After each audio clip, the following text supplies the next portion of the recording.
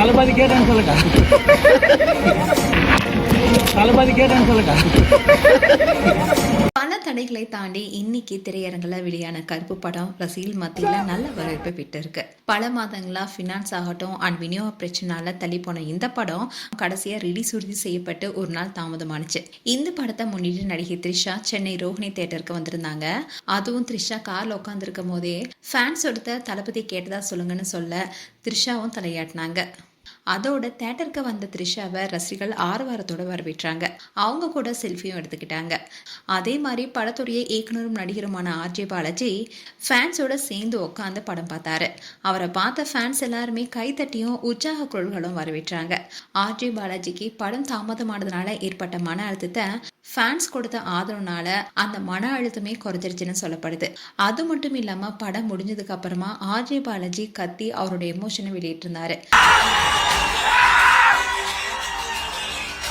இதன் மூலமா ஆர்ஜே பாலாஜி அந்த படத்தை எந்த அளவுக்கு எதிர்பார்த்திருப்பாரு, எந்த அளவுக்கு கஷ்டப்பட்டு உருவாக்கியிருக்காரு என்பது தெரியுது.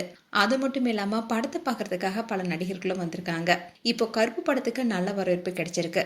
மேலும் உங்களுடைய கருத்துக்களை கமெண்ட் செக்ஷன் சொல்லுங்க. இது போன்ற வீடியோஸை பார்க்க news Tamil kids channel subscribe பண்ணுங்க. மறக்காம நோட்டிபிகேஷன் பட்டனை கிளிக் பண்ணுங்க. தளபதி கேட்டேன்னு சொல்லுங்க. தளபதி கேட்டேன்னு சொல்லுங்க.